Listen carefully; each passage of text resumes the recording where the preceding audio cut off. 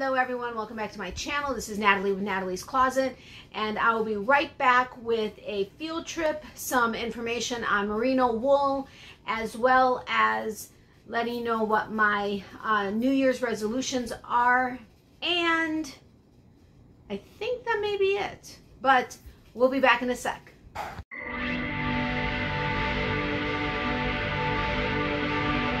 Natalie's Closet. So welcome back everyone. As I said, this is Natalie with Natalie's Closet, and I am considering this my first video of 2021, and it's the start of my new, I guess, series that I'm doing in January that'll probably take us at least through February, possibly into March. We'll see. But I love that we're going to be experiencing some stuff together, and I've put in a lot of, not necessarily time, but a lot into this. So I'm hoping you guys enjoy it as much as I've been enjoying planning it. Now, I'm going to go over my New Year's resolutions first quickly so that we can get that done. And then we're going on a field trip.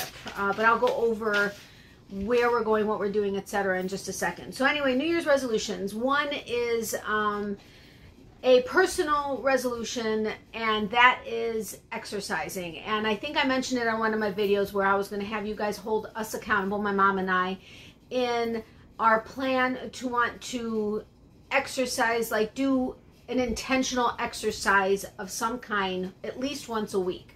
If we choose to do more, that's fine, but at least once a week. She's got access to Silver Sneakers, and I have a gym membership.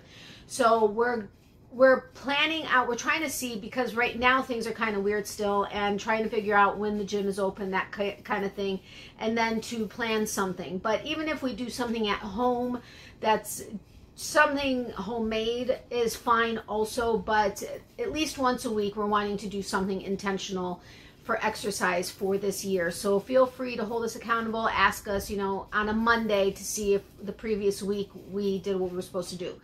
So feel free to do that, no problem.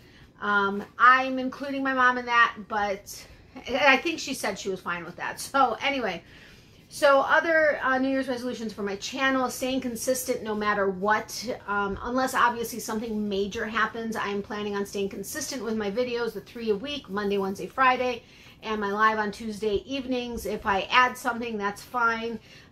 But trying to stay as consistent as possible. That's a really big thing, because I had to take like 2 weeks off at the end of last year, and that kind of messed things up. So next is responding to comments regularly. I used to be really good and responded to every single comment, and then things just were kind of crazy. That is a New Year's resolution for me. I am planning on responding to all the comments. Even if it takes me like a week, but I'm going to respond to all the comments. That I'm definitely working on. And then of course mailing out things within a reasonable time. Like if I do a giveaway, I'm going to give myself, you know, like 2 weeks max to get it out, because shipping is still really expensive. But I'm also going to try to plan on not doing giveaways if I know I'm not going to be able to send it out for an extended amount of time. So, but that is something I am planning on working on. As far as like cards and stuff, that always goes out no matter what. So that's not, I'm not worried about that.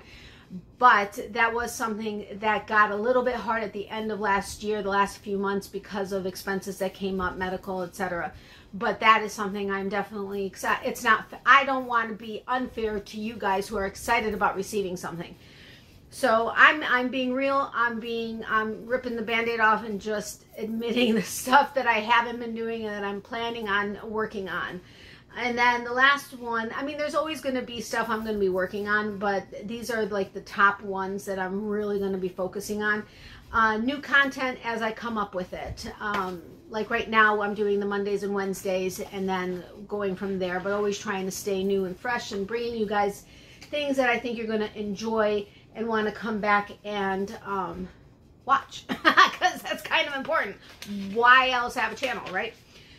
So anyway, on to what Mondays are about. So I'm going to briefly tell you what is going to be happening on Mondays, and then we're going to go on to the field trip. So what I have been planning and working on is that every Monday, for as long as it works out, we're going to be going on a field trip. I've already pre-recorded 4 field trips, and the field trips, yes, are to yarn shops. Local yarn shops that are relatively close to me. I'm giving myself about an 80 to 100 mile radius of my house. I can't go west because I'd be in the Gulf of Mexico. So north, south, east, southeast, northeast, 80 to 100 miles away. Now we may end up going a little bit further to 1 or 2, possibly if we take a day trip. But otherwise, that's basically the radius I'm giving myself to introduce you to local yarn shops that are within a reasonable distance from me. Now, I'm really excited about it. I've already gone to 4 that I'd never been to before, and I'm loving it. And the experiences I'm having with the people at the shops is amazing, including the one we're going to today. I'm loving meeting these new people, seeing how they have their shops set up, seeing what they have available, and getting to know what it is that they do or what it is they have for their customers, etc. So I'm hoping you guys enjoy it. Now, I know, why show us local yarn shops that we may not live near. Now, I've explained to all of these shops that I've been in contact with already that I have a small channel, but I'm wanting to help support small businesses. And yes, maybe you don't live near some of these. Locally, like within my county, I don't know if I have any subscribers that live that close to me. But I do know many that live in the state of Florida. And there are times that people don't know, even if they are into the fiber arts, they may not know where their local yarn shop is because it may not be something they necessarily would be looking to go to often. This way, even though you may not be near them, the best advertising for small businesses is word of mouth. That is the best. Yes, most of them advertise in one way or another. They have social media platforms and that type of a thing. But word of mouth is the biggest form of advertising for a small business. Of course, positive word of mouth is the best, which that's all I have for the shops I've been to.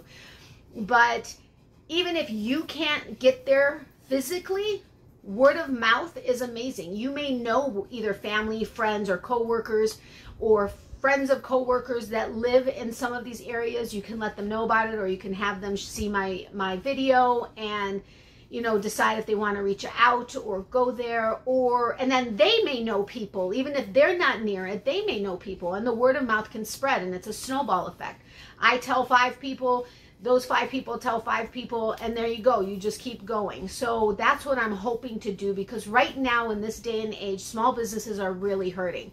Some are struggling more than others. Some are doing perfectly fine, depending on how the area they're in or how they've set up. It all depends, but a lot are really struggling right now. So if this is the little thing that I can do for them, then that's all I can hope for. So that being said, that is what Mondays are about. Well, that's the field trip part of it. Then after I introduce you to the stores and what I may or may not have, gotten there, then I'm going to talk about fibers. Now, I did several videos in the past where we talked about like cotton and other natural fibers and some synthetic fibers, and we went over that, and then I kind of stopped before I got to wool. So I'm going to be picking back up with wools. Today in particular, I'm going to be talking about Merino Wool. And then next week I'll probably do BFL, and then I'm going to go ahead and spread out the wool information. And then I may have one video where I quickly or briefly go over some of the fibers I've already talked about. And then the next to last video from this entire series, what I'm going to do is compare the wools to each other and what the benefits are of each and how they compare to the other. And then the final video will be, and it may not have a field trip with it, excuse me, but the final video will be me going over any and all yarns I may have either gotten from the local yarn shops or from the online small businesses we'll be talking about on Wednesdays. And I'll show you the differences and how one merino and this merino, one is softer than the other, or whatever the case is. I'll go ahead and go through all of that. So I hope you guys enjoy that. And I was trying to make this as quick as possible so that I don't, this video is probably going to be a little bit longer than the typical Monday video, but it's because I'm also introducing everything. So I hope you guys have as much fun as I've had. My mom has actually come with me to one of the field trips, and that was this past, well, actually New Year's Eve. And so we're having fun with it, and she may come to a couple more with me. I don't know. We're going to see. But we have 3 more scheduled. Actually, she's going to be coming to the next 3 with me that we have scheduled in the next like 2 weeks. So I'm really excited about this, and I'm just loving the idea of plugging these stores. Now, if you decide to do something like this, make sure that prior to, don't assume that you can walk into the store with your camera or your phone and start recording and that they're going to be fine with you posting it on social media. For the most part, I don't see why they would say no, because it's free advertising for them, but always just contact them in advance. Let them know, hey, like I did, my name's Natalie, I have a YouTube channel, this is what my plan is, would you be willing to allow me to come into your store and do a video tour? So far, I haven't had an issue with it. They've been more than happy to do it and have asked me to send them the link to the video once it's posted, so that way they can go ahead and share it on their social media platforms. And it's a way for, you know, there to be roundabout advertising. So now that I've like totally taken up your time and explaining what's happening, let's go on to the first field trip. Now, this is a local yarn shop that I've heard of multiple times. It's in my county. It's in St. Petersburg, Florida. And I just never had a chance to get out there. Not that they're that far, but I just never had the opportunity to go in there. So this was a really exciting thing for me because I have 2 in my county.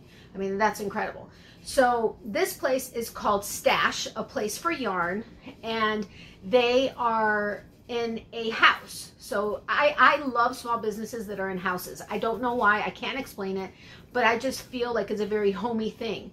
And like they said, you know, where do you tend to do your crafting? At home. So this is a very homey place, and it's very quaint. Now, the thing that I have to say, and I told him I was going to mention this, Jose is the owner. And the day that I decided to go out there, I called them. Now, it was 10:15, and they opened at 11. And I figured, you know what? I'm going to call, see if somebody happens to answer the phone. And if not, then I'll call back. So I called, and a gentleman answered the phone. I didn't know who he was at the time, but I introduced myself. I told him what I was planning on doing. Would you be willing to allow me to do this? And he said, absolutely. Listen, if you're on your way, I'll come over and open the store early. You can have the store to yourself. What? Now, this is, again, a benefit of a small business. They have very personalized, you have very personalized experiences with them. And I was like, holy cow. I'm like, I really do appreciate it, and I would totally take you up on it, but I have to make 2 different stops, so I'll probably get there right around when you open. But wow, thank you so much. That was the very first experience I had with Stash, and I was like, that's it. This is awesome. I love it. Well, I've told you guys, even like with my place. Anyway, she, you know, welcomes me by name, even though she's in the other room, right? Well, it's the same type of feeling over here. I mean, it was just awesome. So I get there. It was a little bit later than I had planned, but I got there and I came in and I said, hi, my name is Natalie. He's like, oh yeah, I remember talking to you. And he's like, welcome, let me give you a tour first. And then, you know, you could do your thing and, you know, feel free to look around, etc., etc. So again, great experience right up front. And so he walked me through the store, and he, you know, let me know what everything was and what the different rooms were, and said, you know, go for it. So I was like, okay, cool. So I walked the store myself and kind of looked at all the different yarns, and of course was drooling like all over the freaking place. He probably needed a mop after I left. But awesome selection of yarns. It's different than my local yarn shop, Creativity. I took you guys there. Now remember, it was a little bit darker, and she literally had like yarn everywhere, like any space that there was, or even the table was filled with yarn. Here it's very beautifully set up all along the wall. They have cabinets. I mean, beautiful, and again, in a house just like the other one, and so quaint. And I felt like I was at home instantly. I had great rapport with them, and amazing selection of yarn. Okay, so I'm going to, I want to go over a couple of things, and then I'll go ahead and cut over to the video that I actually took while I was there. And I did mention something in the video. I'm going to let it actually play out in the video. I'm not going to mention it here. It was towards the end of that clip of the field trip. Now, I know some of you may not be interested in local yarn shops at all, so I get it if you're not interested in watching it. if you'd be willing to, that would be awesome. It can expose you to other places that are out there, but it could also give you the idea of who may be interested in that location. But remember, at the end of the video, after I show you some stuff that I may have gotten there, I'm going to be talking about merino wool. So that's going to be going into that. So feel free, if you're not interested in this part, I mean, I'd love it if you'd watch it, but if you're really not interested, feel free to fast forward to the part about the fibers. Okay, so the couple things I wanted to mention. Get this, I called him today because I wanted to clarify some, or I wanted to confirm something with him. And he reminded me, because they've adjusted their hours with things that are going on in the world. They had adjusted their hours so that they can try to survive, you know? I mean, it only makes sense. And so he said, but some people may not realize that. And if they call us when, you know, they get there and they see that we're closed, I only live a couple miles down the road. If I'm available, I'll go ahead and open up the shop, no problem. Now, so and they have a lot of people from out of town, whether it's snowbirds that come down here for a few months and may not realize that the store hours change, but go there regularly. You know, they may call and say, oh my gosh, I really need my yarn, I'm leaving, whatever. He's not going to say, no, I'm not going to open the store. Again, small business perk. So he said, you know, just give him a call if he's available. Now, obviously, don't abuse it. I mean, don't like show up at 10 p.m. and expect somebody to open the door.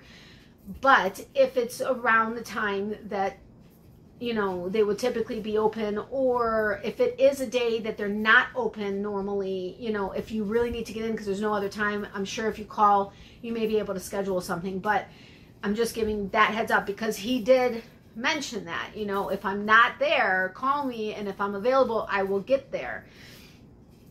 They do classes. They normally do like group classes, which they had to stop with everything going on.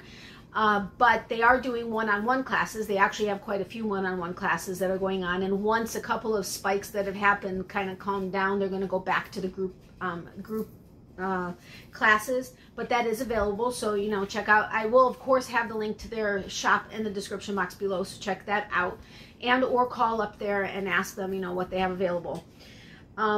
Get this, he mentioned this today. I asked him if they have, I couldn't remember if he mentioned that they had online ordering right now, and he said yes, you can go online, you can place an order. Now if you're local, now I'm guessing it's not like North Pinellas County. I'm guessing it's like St. Pete, maybe Pinellas Park or something. But he said if you're local and you place an order, they'll deliver it for free. What? They will deliver it to your door for free.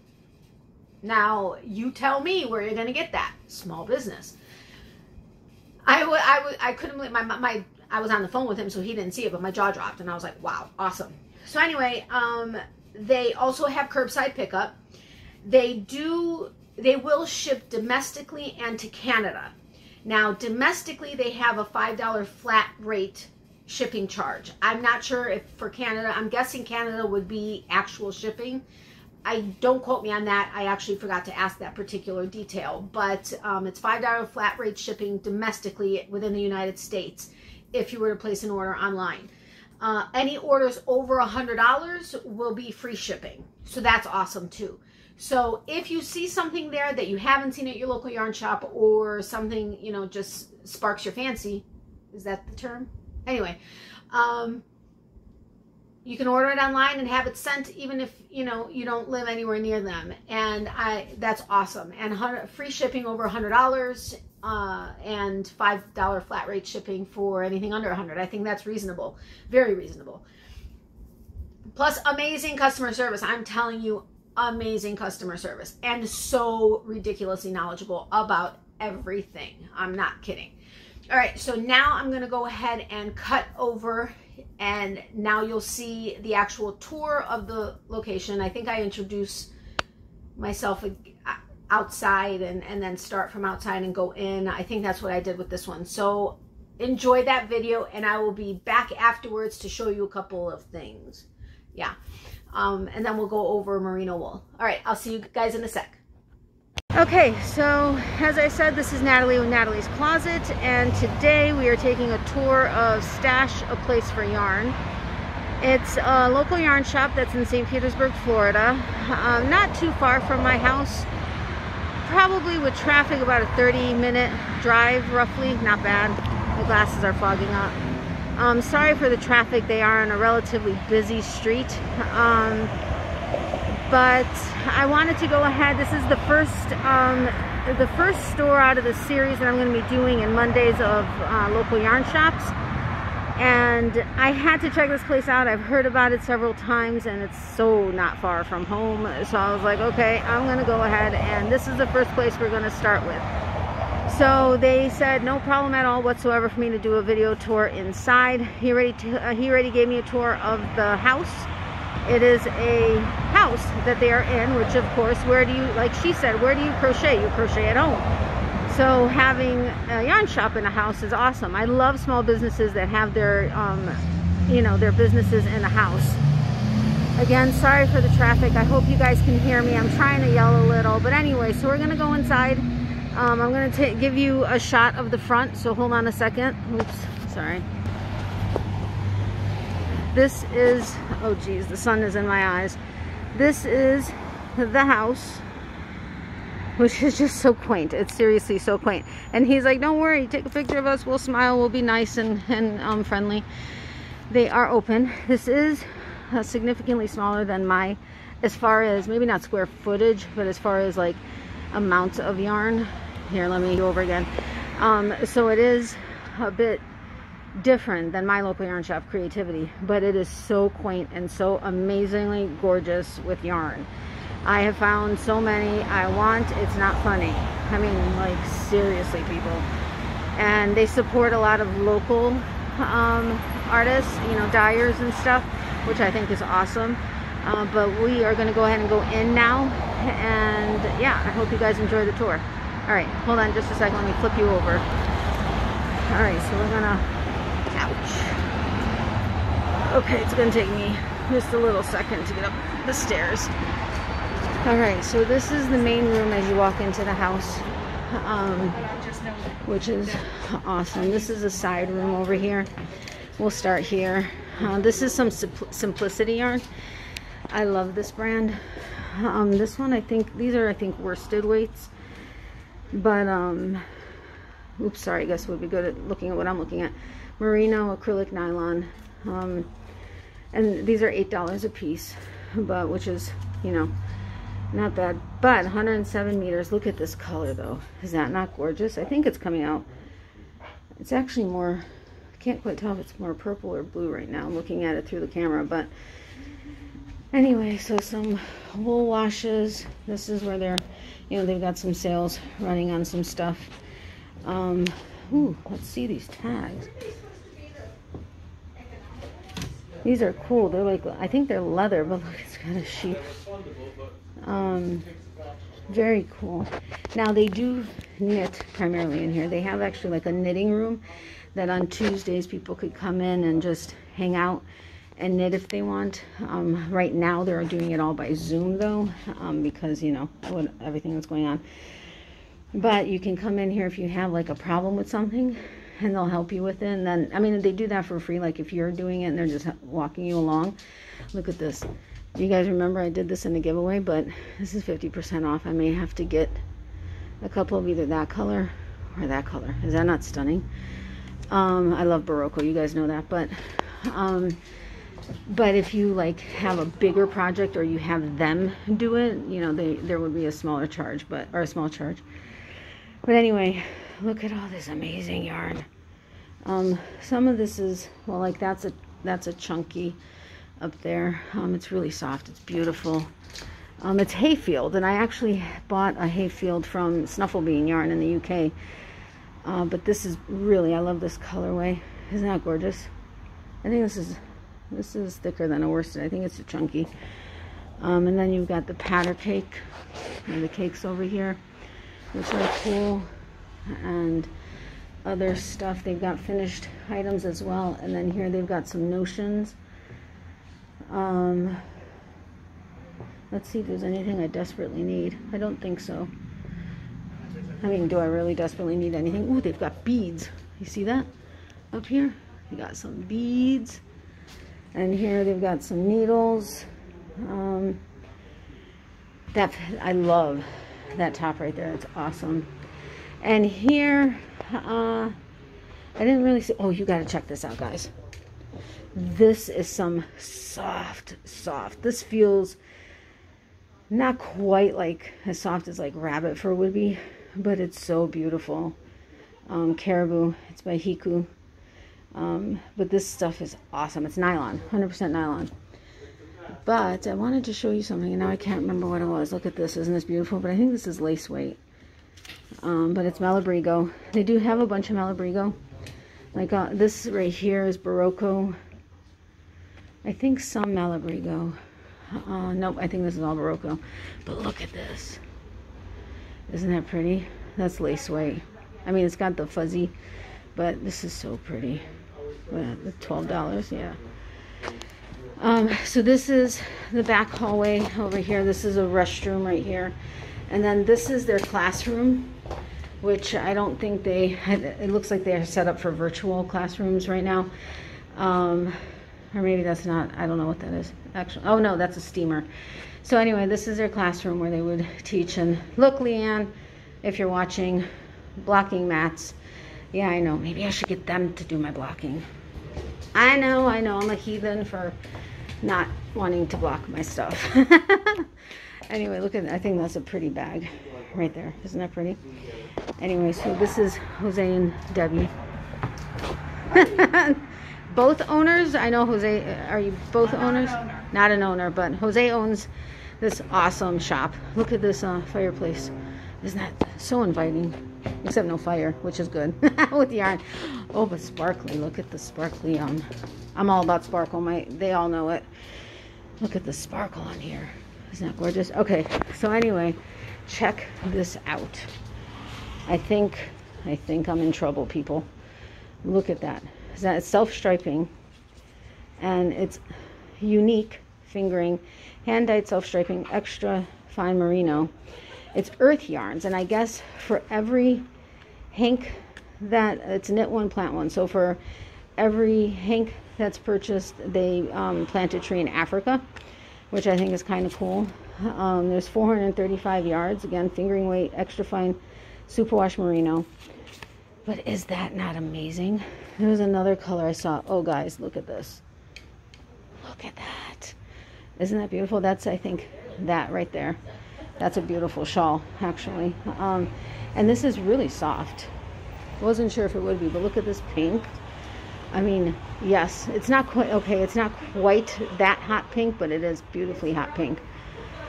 And then these, I guess, are kits that they do. You can make both socks. You've got everything you need in it to make both socks at once. Self-striping yarn. I think that's kind of cool. Now here they've got Malabrigo. I think this is all Malabrigo over here. And look at this funky chunky. This is like super chunky. Look at that. Is that not awesome? Look at that color. That is so beautiful. Oh, that's a Malabrigo. Did not know that. Oh, and then here, this is Mad Tosh. I think he said Mad Tosh is from Argentina. No. That's Alegria. This is one of my favorite brands, like at my local yarn shop at Creativity. Alegria. Beautiful yarn. But look at these. Look at this yarn. I love this one. Is that not gorgeous? So soft too. Barbara deserved better. Let's see. 100% superwash merino wool.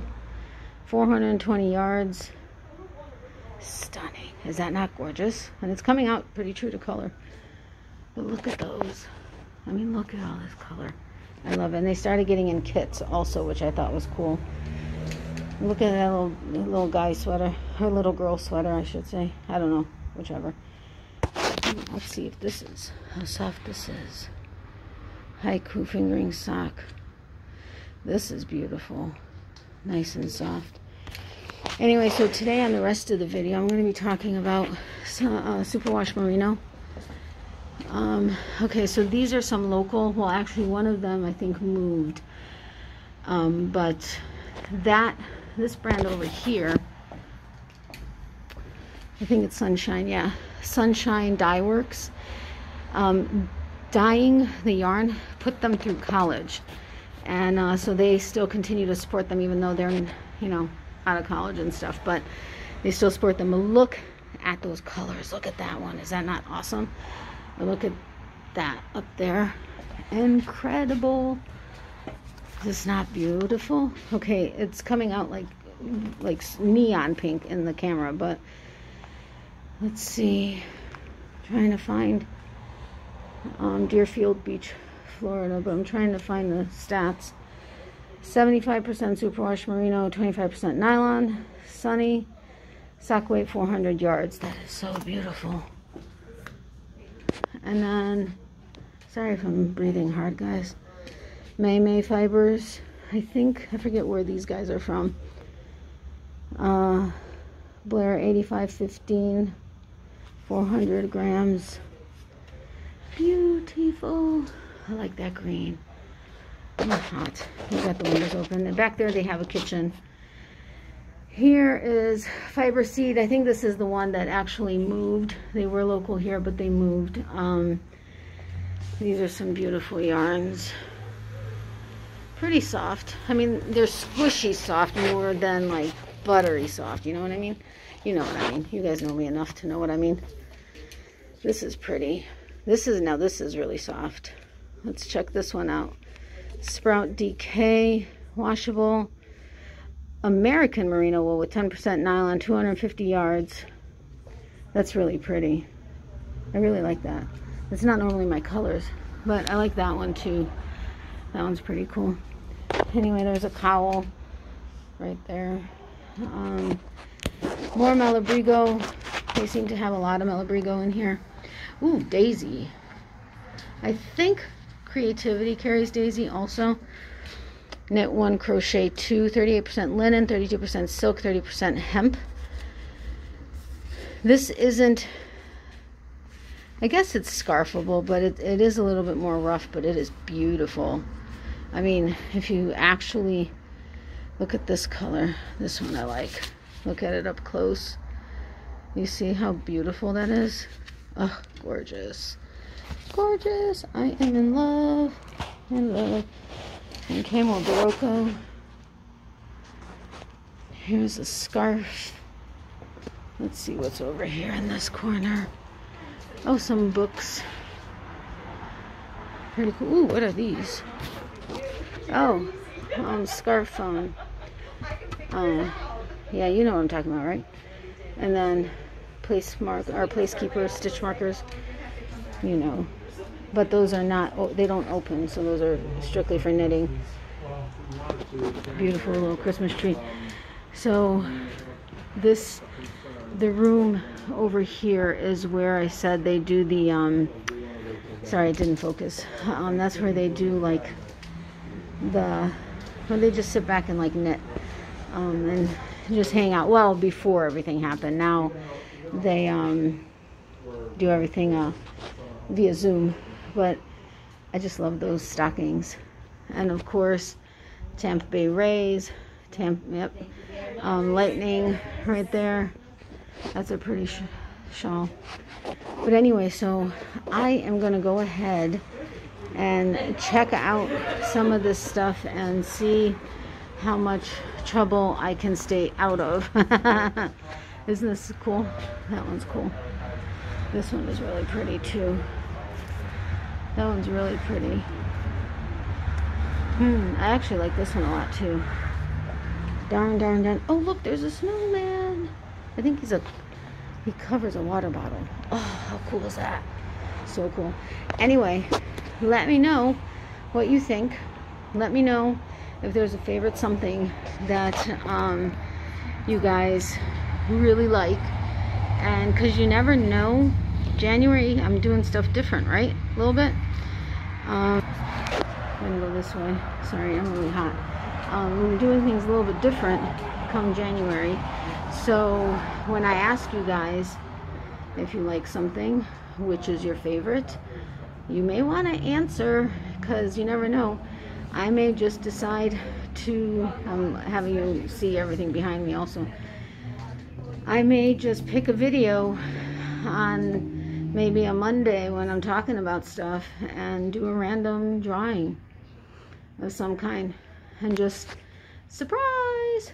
So make sure that you answer when I ask you what your favorite thing is. So make sure you check out everything, see what your favorite is, and let me know. You may not know the brand, but you can tell me what area it's in, what color or whatever.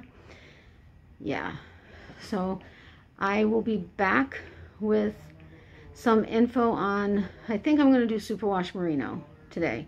So I'll see you guys in, well, a second for you. I'll see you guys later. Bye. Maybe. So welcome back. What did you guys think? Did you enjoy that tour? I did. Don't they have some awesome selections? And I love how they, was it Sunshine Fibers or Sunshine something? I mean, they started with them when these girls were putting themselves through college, and then after they graduated, they decided, you know, they kept the yarns in the store to go ahead and keep supporting them. I mean, I think that's awesome. And they support local dyers as well, which is awesome.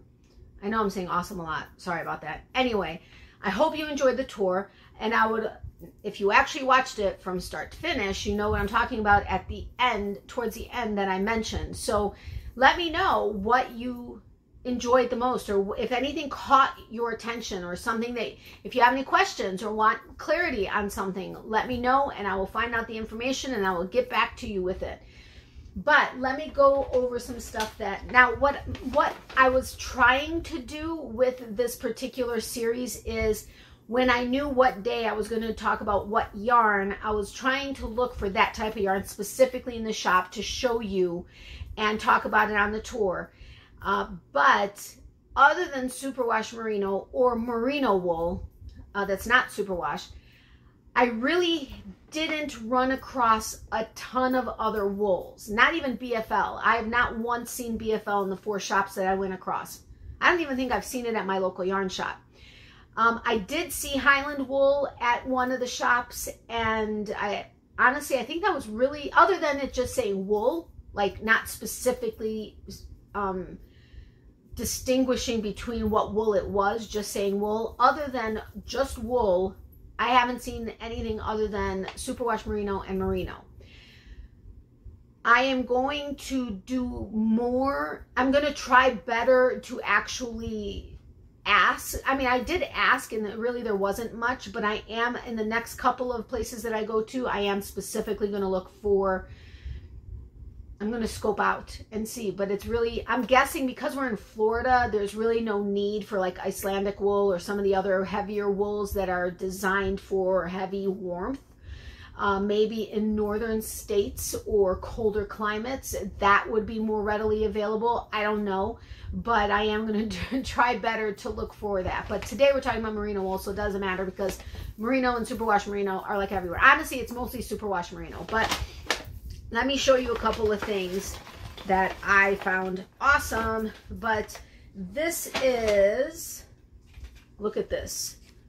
Is that not absolutely amazingly beautiful? I love this electric purple. It's like electric. I think it's electric, but it's purple. Is that not stunningly gorgeous? Now, I did show you this yarn in, this is a unique yarn. This was the shawl that was in the front. When you walk in the store, you see it.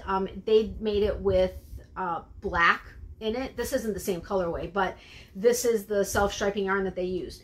Now, this is hand-dyed self-striping extra fine merino. It's earthyarns.com if you want to see that, and yeah, check it out. But knit one, plant one. Earth Yarns plants a tree in Africa for each skein, sold in partnership with Trees. What? Trees for the Future. When people learn how to give back to the land gives back to them. So this is 100% extra fine superwash merino. Fingering weight, there's 435 yards. It's 100 gram hank. The suggested needle size is 2 1/4 to 3 1/4 millimeter. Washing instructions is machine wash, 30-degree temperature, so cool water. And the colorway is 3007. So I love this. It's absolutely stunningly beautiful. And then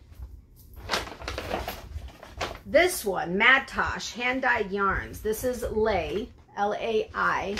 Look at that amazingness.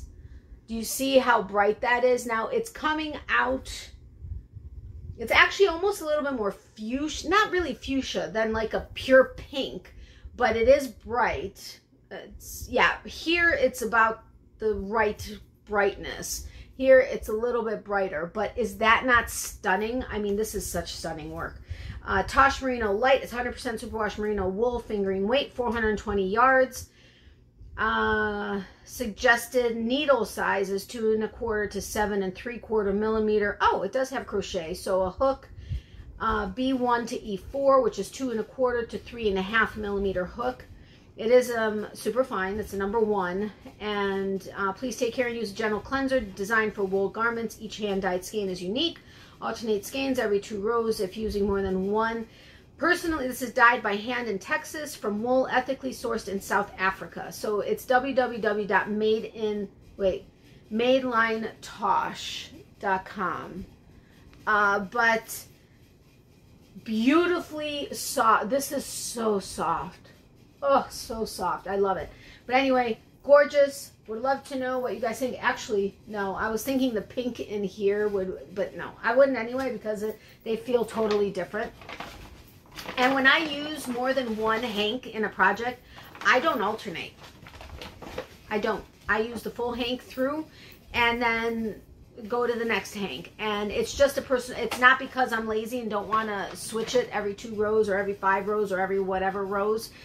I just personally like the transition between the hanks. And that's why I will choose, like if there's one that's maybe not, like has a little bit more white in it and then it gets more colorful and then more colorful, that's how I'll typically design it to work out. These 3 I got, you guys probably, I don't know if you remember this, but I had some of these that I did in a giveaway. I absolutely love them. They're Barocco, which you know is one of my favorite brands. This is the Mykonos. It is a 50-gram hank, 142 yards, 66 linen, 26 nylon, and 8% cotton. Hand wash in lukewarm water, lay flat to dry. Crochet hook size, recommend hook size 3.5 millimeter. And it is so beautifully soft, but I just love the feel of it, and I love working with this. It's like, it's just so beautiful. So I was really excited about it. It says that it is a DK weight. So I personally to me, this is like fingering. I mean, if you ask me, this is fingering. It's not a number 3. This is a fingering weight. But anyway, so I wanted to show that. And then he threw in some wool washes. Oh, let me show you the business card. I should have probably done that earlier, but this, wait. Yeah, this is the St. Petersburg side. So if you guys want to do a screenshot, there you go. Awesome, awesome store. Love it so incredibly much. He threw in these 2 soaks, pineapple, what is it? Pineapple Grove. This one is lacy. It's Material Girl. Love it. This one is Fig, fresh picked clean. And Scentless. Awesome. Anyway, so I wanted to share that with you because that was from that location. Now we're going to go ahead. Now, I would love to know what you thought about the shop. The fan is like blowing my hair all over. I would love to know what you thought of the shop and what caught your attention, what was your favorite thing. And if there, like I said, if there's anything you have a question on, let me know in the comment section below and I will get back to you with an answer. I'll respond to you in the comments, but I will also address it in Friday's Getting to Know You. Oh yeah, Subscriber of the Week. I'm not doing the drawing for Subscriber of the Week today because I only posted the video yesterday on Sunday. So I'll do the drawing for Subscriber of the Week on Wednesday so more people have a chance to enter if they choose to enter. So anyway, on to Merino Wool. I'm going to start out by letting you know what merino wool is in its natural form. Then I'm going to go into what superwash merino wool is, and it starts out explaining from the natural part of it and then how it becomes the superwash. And I kind of cut and paste. I have it on 8.5 by 11 sheets of paper, but I kind of cut and paste from different things that I got that I'm hoping I did so that it's fluid and you can follow it, and I'm not like jumping around from place to place. So bear with me. But anyway, what is merino wool? I'm actually going to read it right from here. Merino wool is a natural fiber grown by merino sheep. It's thinner and softer than regular wool, making it easy to wear next to the skin, because there are wools that aren't necessarily something you want to wear directly on the skin. You would want like clothing underneath it. With merino wool, you're totally fine wearing it directly on the skin.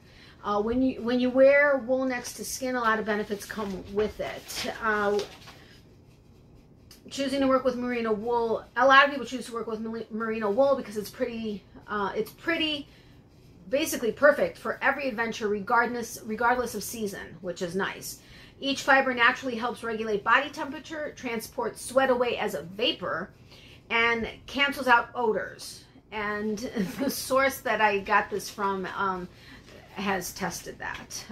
And actually, even talking to Alicia at Creativity, she said the same thing. Between keeping you dry and not letting odors come through, it's great. Merino wool, now again, this is merino wool in its natural form, as a yarn, I mean as a fiber that you work with, but it's in its natural form before it goes through the process of becoming superwash. Merino wool is made of proteins composed of amino acids and natural compounds. Merino wool is a natural renewable fiber, meaning that one sheep can grow 4 to 5 pounds of wool per year. That's a lot of wool. Plus, the fiber has evolved over the years to keep sheep comfortable in harsh environments, which is kind of cool. The happy animals hang out in temperatures that range from 5 degrees to 95 degrees, and it's not a problem for them. It's really an awesome fiber if you think about it. It does help regulate the body temperature, helping keep your body at a stable temperature. When it's cold outside, the natural crimps and bends in its fiber trap air, which insulates you. And when it's warm outside, it transports sweat quickly away from the skin, helping to keep you cool and dry. Now, isn't that awesome? I mean, that seriously is a fiber that's for every season, literally. I mean, now, seriously, I've said before when Alicia would show me a garment or something from alpaca or merino or whatever, and I'm like, seriously, I can't even imagine wearing that in Florida. And she's like, I'm telling you, it helps regulate your temperature, because what she was showing me was in its natural form. Once it's superwash, it kind of changes things a bit, but it helps keep you dry and sweat free. This part I really, really like, and that's why I am reading this exactly the way I have it, versus trying to like ad-lib it, because I want to make sure that I get all the points across. But the benefit of wool gets a bit technical. So merino wool transports sweat and moisture away from skin as a vapor. I think that's awesome, like before it actually turns into wet, like sweat. Merino fibers are inherently porous. They're composed of little plates that moisture vapor can get in between, meaning you're not left feeling wet, cold, and clammy after a workout. I know I've felt that, like when I wear the shirts that say they wick sweat away and stuff, I've felt cold, wet, and clammy. Now, okay, I always sweat, so, and you guys know that, but yeah, after a workout, that's how I do tend to feel. Now, synthetic fabrics are not porous. They usually wick sweat when it's already a liquid, and then your body has to heat it up to evaporate it, making you feel clammy in colder weather. Now, merino takes a step out of the process, which helps you stay warm and dry when you're moving and playing outdoors. It likes it when you layer. Sometimes it's really cold outside, and when you need to layer, By using all merino wool when you layer, you create an escape route for sweat and excess heat. So like if you have a merino sweater and then a merino jacket or something like that. Each layer of merino works to transport sweat away from the skin to the outside of your gear while it's still a vapor, pre-sweat, helping to keep you warm and dry. Throwing a synthetic layer in there mucks up the sweat vapor escape route and creates a detour that might increase your chances of getting cold and clammy. So if you're trying to keep yourself dry and not feeling that cold and clammy, and you're wanting to do it with merino, and you decide you want to layer with merino, make sure all the layers you wear are merino, because it works together to get rid of the sweat as a vapor, versus having, let's say, a merino sweater and then you put on a synthetic, you know, like a synthetic vest or something, and then you put on a merino jacket. The areas that have the synthetic layer over it are not going to have the same reaction or response that multiple layers of merino would.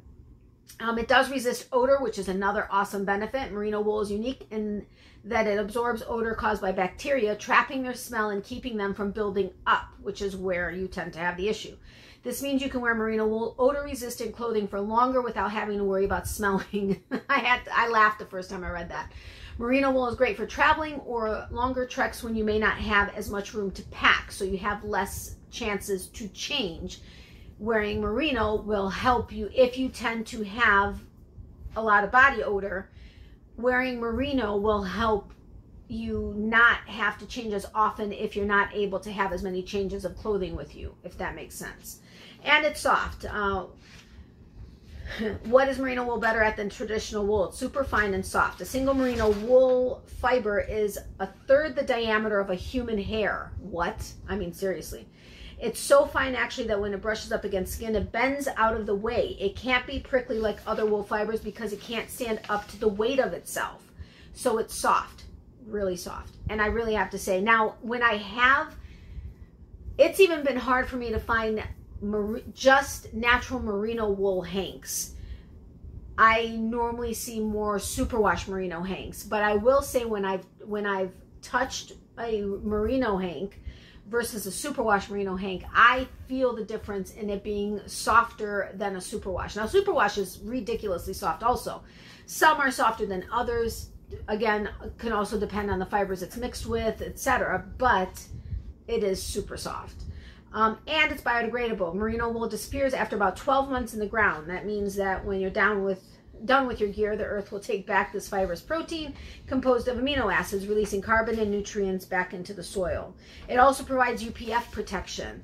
Depending on how they're spun and dyed, merino fibers help block out harmful rays from the sun, UPF 20+. And since the sun typically does more damage in the mountains, it's good to have all the help you can get. So, and I know a lot of people that do either live in the mountains or exercise in the mountains, or, you know, I have heard that there are a lot of people that do tend to wear merino. Now, a lot don't, but that is, I have heard it more from people that tend to be in mountainous areas versus not. And I know that those that know about merino do know of that quality with protecting in the sun. And it's fire resistant, which is awesome. Most outdoor gear spends at least some time around campfires. We all know that. Merino typically won't melt or burst into flame. Nylon starts to melt around 320 degrees and polyester starts to melt around 452 degrees. So it's good to know that the merino is fire resistant. Now, okay, sorry, I just wanted to double check. Now, I had another thing that I threw in here, which goes into, now that's the end of natural merino. Now we're going to get into the transition into superwash merino. Now, I have some information here that basically breaks down what superwash merino wool is, and then I have more information that kind of takes you through starting out as a natural fiber going into superwash. But superwash wool is a wool that is machine washable and therefore will not felt. Now, that's one of the reasons why a lot of people, especially dyers, like superwash merino, because it kind of cuts out, it makes it a little bit easier and faster to dye the fibers as a superwash than it does as a natural fiber. Again, because the natural fiber is water resistant also. I can't remember if I mentioned that, but the natural fiber is water resistant. So that makes it a little bit harder for dyes and water and stuff to absorb into a natural fiber versus superwash, which Okay, I'm getting ahead of myself. Anyway, each hair of wool is made up of scales. Felting occurs when these scales bind together. The superwash process prevents the scales from binding in one of two ways. Some superwash wools are given an acid bath that removes its scales. Alternatively, the yarn can be coated with a polymer or resin. This is essentially a protective coating for the yarn to prevent felting and shrinking. A yarn can be treated with either or both methods, and more often than not, I've heard of it being both methods. But it's important to remember that excessive heat, like super hot setting on a washing machine when you're going to wash it, can damage the superwash coating, which can then lead to felting. So you don't necessarily want to use super hot water when you're washing wool items, like superwash wool items. That's why it is normally recommended to wash in cold and lay flat to dry, because you don't want excessive heat.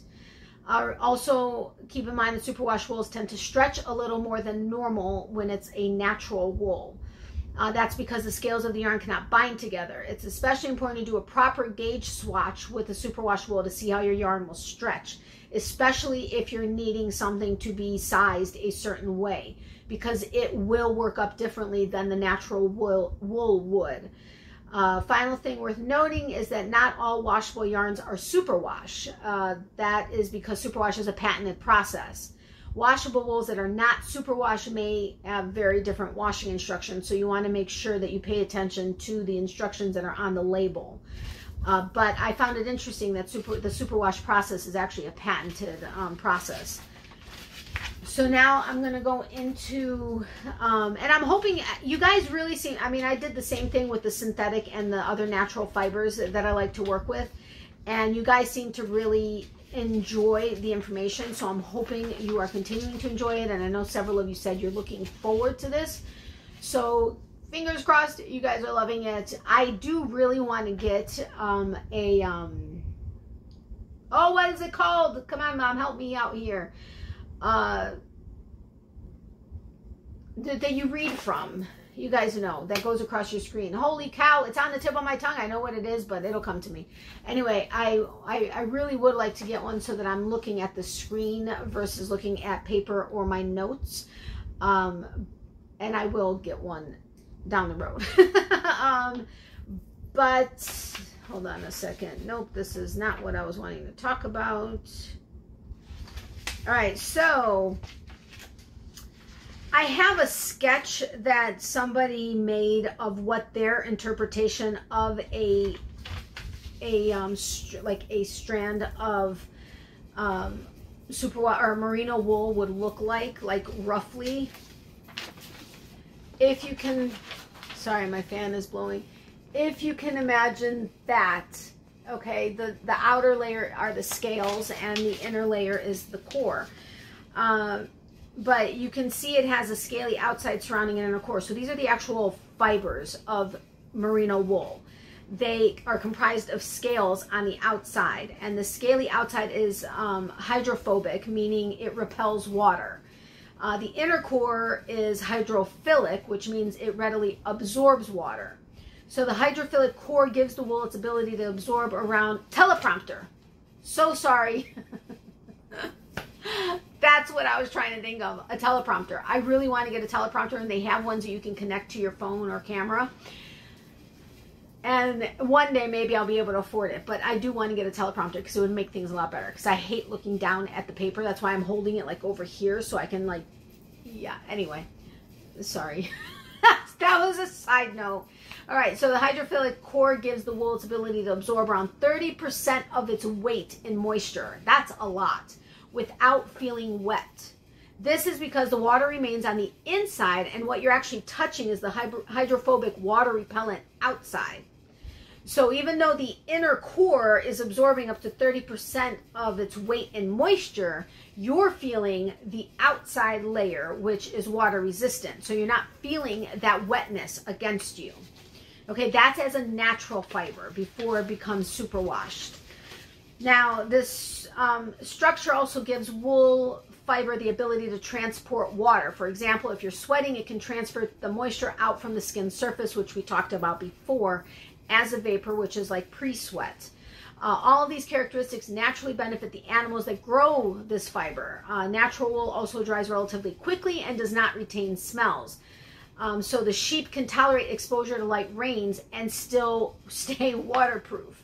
So obviously if you have a really heavy, and even like dogs that have multiple layers of fur, the outer layer tends to be water resistant. So like if Miley runs out and it's just sprinkling, I can wipe her down and she's basically dry. It doesn't get to her under fur layers.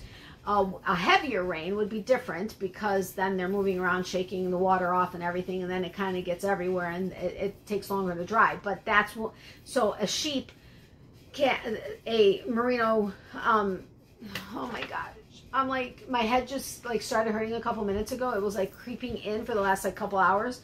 So my brain is like kind of like wanting to take pauses.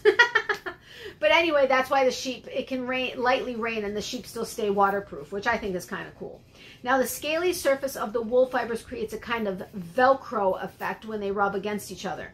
The characteristic is also why you should not expose wool to sudden temperature changes. For example, when you soak wool fiber in hot water, the scales of the surface lift up a little. With a gradual decrease in temperature, the scales will slowly return to their relaxed state, and then the yarn remains in a single strand. However, if there's a sudden lowering in temperature, so you've now done it in hot water, and there's a sudden lowering in temperature, it shocks the fiber, and the scales interlock, and that they grip to each other, which then can cause felting. So again, you want to be careful with the fibers with drastic temperature changes, even as a natural wool. Now we've got the hair cassette superwash treatment. Hair cassette? I think it's hair cassette, sorry. Okay, so to overcome the issues, the hair cassette superwash treatment uses chlorinated chemicals to strip the fiber of its scaly outer surface. It then replaces this with a synthetic coating that makes wool more resistant to temperature changes. It also makes it tolerant to agitation, so felting and shrinking does not occur. All in all, making the fibers washing machine friendly. However, the hydrophobic scaly surface is no longer present. That's the part of it that is water resistant. The fiber loses its ability to repel water. It also cannot transport moistures as effectively. Although the absorbent core is still present, what you're actually touching, the surface of the yarn, is not natural wool. It's instead now a synthetic coating. So you lose a lot of aspects from the wool when you superwash it, now making it not as water repellent, which is likely also not going to be as effective as far as odor, like not releasing the odors as much. But so going superwash also makes it where, well, superwash yarns are extra smooth, and the color is so intense that it looks like a cartoon idea of yarns, is what I've actually read in several places, because some of the yarns are just so ridiculously bright. It's like, you know, cartoon characters are ridiculously bright, right? Or, you know, or colorful, I should say. And the yarns are the same thing when it comes to superwash. If you actually look at the differences between the colors of a natural merino wool and the superwash merino wool, you're going to get a lot more vibrancy and color out of the superwash. Now the color is always, and this was stemming from the idea of the scaly surface being taken away, so now it's not as it's not water repellent. Now the color, and the reason why the colors are stronger is because the color of superwash yarn can be concentrated and much brighter than the same color on a non-superwash yarn that's of the same breed or blend. So the colors are going to look completely different, and that's because more dye makes a deeper color, and altering the scales on the fiber allows for increased absorption of dye. So different wools in and of themselves will absorb colors differently. And then the different processes they go through will also affect the differences in the colors. So, I mean, it's a whole scientific thing when it gets into the dye, with dyeing colors, whether you're using acid dyes or food coloring. And if you're using, you know, acid that you include in it to change the pH of the water and how much water and what you're trying to do as far as I mean, it's a whole science behind it. But the superwash merino wool, having gone through the process to become superwash, is going to absorb the colors a lot more because it doesn't have that the scales on the surface that help make it water repellent. So now it's actually going to absorb things better. But then again, you're losing some of the aspects of it that you could really enjoy in a natural wool. So there's a lot that goes into this, and I hope you guys are following it as best as possible. Oh, son of a gun, I was just wanting to tell you something else that I've been keeping in the back of my head, and now it has disappeared. It has just totally gone crazy. Maybe it'll come up. But anyway, as far as the touch, superwash merino is dense and squishy, and it's smooth and supple. Having some or all of the scales altered decreases the elasticity a bit also, so it gets extra drape than the natural wool.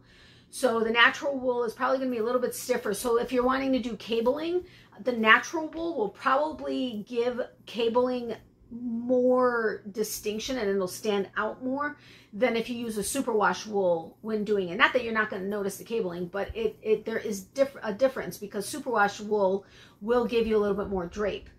Coating the yarn like putting pomade on your hair compresses and smooths the fibers, making the yarn dense and even. Rarely does fresh superwash yarn look fuzzy, which is true. I mean, there are some that have a slight halo, but they're not. If you actually look at a natural wool, they tend to be a bit fuzzier, like fuzzy, like fur. Now, personally, I love superwash merino wool. I do love the aspect of the natural wool, but I do love the superwash because I love the colors that are available in it. But with swatching and knitting, you sometimes need to be a little bit more careful. Fiddling with the scales on the fibers in the superwash process affects how the fibers behave. The scales on fiber are what help yarns hold together when they are spun and plied. Remove and smooth the scales, and the fibers have no natural way to grip each other. They are twisted around each other but not locked together. Imagine a game of Red Rover where the defending team stands shoulder to shoulder but doesn't hold hands. The defensive line is not as structurally sound. You are going to be able to get through that line a lot easier than when everybody is locked together. Does that make sense? Since some of the natural structure is missing from the yarn, it's splitty, less elastic, and it compresses easily. No one will be surprised that the gauge is different with a superwash yarn. The yarn compresses since some of the structure is missing. Sometimes you may have to go down a needle or hook size to get the similar gauge you would get if you used a natural wool. So that is something to take into consideration. Oh, now I remember what I wanted to tell you. But because the fibers aren't hanging on to each other, superwash yarns work best if knit or crocheted tightly to help give them some of the structure that they are missing. And that's why they say that superwash wools are good for socks. But honestly, it's superwash with nylon, because nylon is what gives it the strength for that type of a garment that gets used a lot. But I really do love superwash. Now, what I was going to mention, and I don't necessarily have this specifically in these notes. I had them in others, but it was something that I had gone over enough that I remember what was said. But oh wait, really quick, I forgot about this. When the yarn hits the water, like when you go to soak it, all of the beautiful knitting or crocheting can go limp like a tired toddler asked to pick up toys. When it's knit or crocheted looser than the suggested gauge, it really doesn't hold the shape of the stitches well, dry or wet. So it just really you should really focus on the gauge that is suggested, and sometimes even tighten up a little bit. Now, me with my Hulk grip, it actually seems to help a bit. But I have loosened my grip quite a bit, but I do still, it's not Hulk grip, it's looser grip, but it's still tight. If you're a lace knitter or crocheter, particularly with shawls, the smooth heaviness of superwash gives your piece a swing. The lack of elasticity allows your block, like after you block it, to hold all of the yarn overs open. It brings a languid drape to your shawl, like reading and swinging in a hammock on a summer afternoon. But that makes a difference also for after you block it. You can actually see some of the definition a bit better. So then, now this is about like care instructions. There are a lot of symbols on yarn labels, and just because it says that it's machine washable doesn't necessarily mean that you want to take your wool finished objects and throw them in with your towels or your sheets or your pants or your jeans or whatever. That's not necessarily what it's referring to. You still want to try to replicate the hand washing in the cycle that you do in your washing machine. So you want to do the wool, like the wool, oh, what is that? The gentle wool cycle with cool or cold water. And you want to keep either the item by itself, or if you have like colored items, you can do them together, but you want to do it in its own wash, because you want to basically replicate the hand washing you would do in like the sink. It still needs to be gentle with cool water. So don't just assume that because it's washable, depending on what it is, and I'm talking specifically about the wool items that you do, don't just throw it in with anything on a permanent press or a regular cycle. You want to make sure that it's on the gentle wool cycle. Miley, enough. So she's actually being really good, so I'm happy about that. Miley, come. Miley. Anyway, what I was wanting to say quickly, because this video is going to be like really long, is that people that are allergic to wool, oftentimes it's the dander in the wool that they're allergic to versus the actual wool fibers. Yes, there are people that are allergic to the wool fibers. Absolutely. The truest way to figure out what you are allergic to is by doing an allergy test on it. But I have heard that like if you have gotten a hank or you've touched a hank of yarn, some people, it's as soon as they touch it, they react. Whether it's red blotches or, now itching is not necessarily an automatic, I'm allergic to this. Whether it's medication or whatever, I've been told that multiple times. Just because you may itch doesn't necessarily mean you're allergic. It's just sometimes a reaction to something of it. But whether you itch, whether you have a breakout, whatever the case is, oftentimes it's with a regular wool that you may have. Now, a lot of times in big box stores, that's what you get. If you do have wool, a lot of times it's a regular wool or just wool that's in there. It may not be superwash merino or superwash wool. But I have heard and I have read extensively that some people that may have a reaction to wool, and I'm not talking about if you have a really bad reaction, don't even try it. But if you have like just like it's uncomfortable or it just irritates you when you use a regular wool, if somebody gifts you a superwash merino or superwash wool, see, and I'm not saying go out and buy it. I'm not saying go out and try it. I'm just saying if you happen to want to try it, or you may not have the same reaction to a superwash as you will a natural wool fiber, because during the superwash, if you're allergic to the actual dander versus the actual wool, almost all of the dander, it's typically all, but I'm going to say almost all of the dander is stripped away when they put it through the superwash process. So you may be surprised and not have a reaction to a superwash wool. If that's the case for you and it's not something that you have a ridiculous reaction to, it may open up a world where you can use wool. And again, I'm not saying run out and go get it and try it. Absolutely not. I'm just saying if you happen to ever want to test it and you're not a person that has a horrible reaction to it, it may be something you might be able to use. But I just wanted to throw that out there, and I've read that on multiple sites, and it's specifically with superwashed wools because of the process that they go through. And if you're allergic to the dander versus the actual wool itself, the dander gets washed away with it. Obviously, you're not able to do anything with the wool itself because you're still using the wool, but the dander gets stripped away.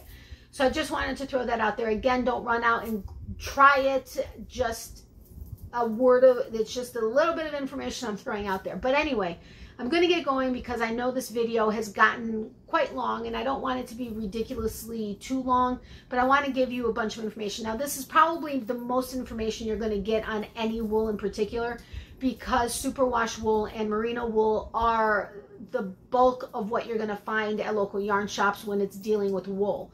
So I wanted to give you as much information as possible. I'm sorry that I was reading my notes and or sheets of paper, but I can't remember all of that. And I wanted to make sure to give you a lot of information. You guys do tend to enjoy that when I have done it in the past.